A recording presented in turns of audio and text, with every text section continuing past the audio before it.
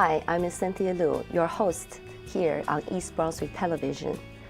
We are going to talk about upcoming event, New Jersey Folk Festival. With me today, I have board trustee members of New Jersey Folk Festival, Richard, Marie. Hi, thank Welcome. you. Thank you. Yes. So what's the New Jersey Folk Festival? Okay.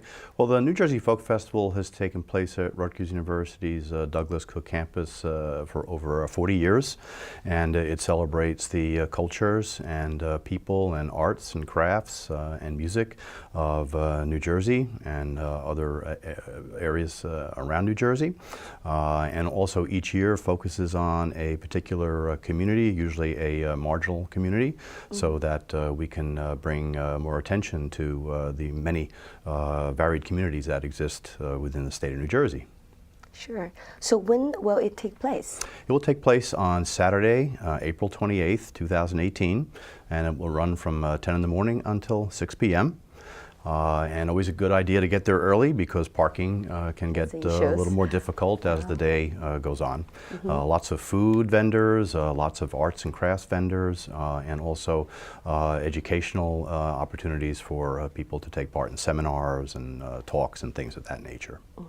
I know that the event is very big. It covers 15,000 people to 18,000 people. Yes. So this year, what are you expecting?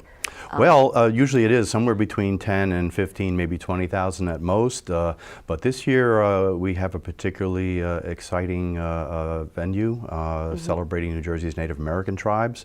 And as part of that, we have a special headliner who's coming to us all the way from the Crow Indian Nation in Montana, a Native American rapper by the name of Superman, who's famous throughout the country. So he'll be our headliner.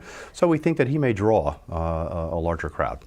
Wow, wonderful. Yeah. So then can you tell us about Native American tribe of New Jersey? Sure. There are three major tribes in New Jersey, and there are approximately about 10 to 12,000 registered members of the three tribes total. There are also people who live or rather work more tangentially with New Jersey's tribes. They may be part Native American or not, but they try to become part of the community short of being members of the tribes. The three tribes are the Nanticoke Lenni Lenape tribal nation, the Ramapo Lenape tribal nation, and the Powhatan Runape or Renape tribal nation.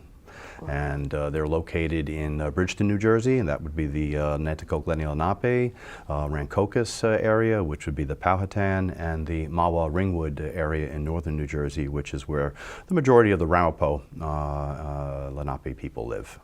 Wow, very interesting. Yeah, it is. The state of New Jersey of course, has only been in existence since colonial times, but Native Americans in this area trace their history back to at least 10,000 years. And they were, of course, the first tribes to deal with European contact. And, you know, a great tragedy for many of the tribes in the sense that within about 100 years of first European contact, about 90% of the tribes were no longer alive, or the numbers of the tribal members had depreciated through disease and warfare. But the three communities that we work with are very robust. The Lenape in particular, among East Coast tribes going all the way up into Canada and down to Florida, had a reputation as the elder tribe or the grandfather tribe or the trunk of the Native American tree or family tree. And they were known for their diplomatic skills, for their peacefulness. They weren't largely into warfare except for defenses, and also for their great artwork. So what's the theme about this festival event? Well, the theme this year will be celebrating New Jersey's Native American communities, and it is billed as a mini powwow or a powwow presentation.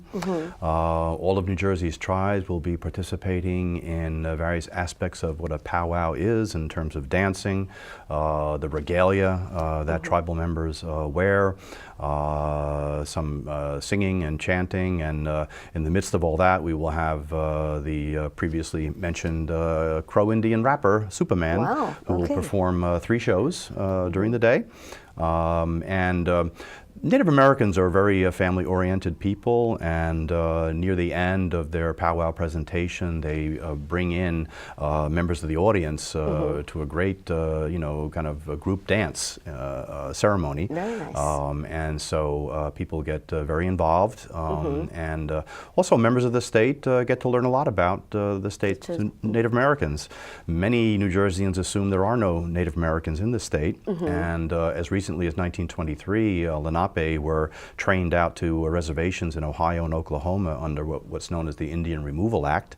Wow. But the groups that we work with are those who remained behind and referred to themselves as the hidden people, because while they maintained their identities for hundreds of years, they had to do it quietly because they were afraid of getting too much attention and then themselves being forcibly removed out of the state. I see. Wow, very interesting. So who manages this event? Well, the festival is overseen by the Board of Trustees. We're the ones who deal with budgets and what the themes will be, and any special contacts that we need to make with communities that we are, considering each year. And however, the festival itself is managed by students who take an American Studies class with Professor Angus Gillespie on festival management. And they really do a lot of the work, and based on my working with them for the past 8 years or so, they do a great job. They are highly organized, very dedicated, put in a lot of extra time, and I think also they are really interested in the communities that are being focused upon each year, which are not usually very well known communities. So students get a real good education on that level as well. And of course the larger Rutgers community gets to learn a lot about the communities. Those are the undergraduate students? Yes, the undergraduates, correct. Okay, okay. So they put together. Yeah. Wow, that's a big event for them. Yep. This must be very challenging. It can be, yep. But on the other side of it, they, it looks really great on their resumes when they go out into the real world. Yes, of course. Having had management experience, public relations experience, financing, all of that, and how to, get the acts to the right place at the right time, and making sure that the festival schedule runs close to the original plan, because we do need to rotate in and rotate out various acts and performers. Sure, okay. Thank you for coming. And can you tell us again with the dates of the event? Sure, and thank you for inviting me and giving the festival some broad exposure. The date of the festival is Saturday, April 28th, 2018, from 10 a.m. until 6 p.m., rain or shine, on the lawn of the Eagleton Institute at 191 Riders Lane, Rutgers University's Douglas Cook campus. Thank you. Thank you. Again, I'm Cynthia Liu. Hope to see you in the festival. Thank you.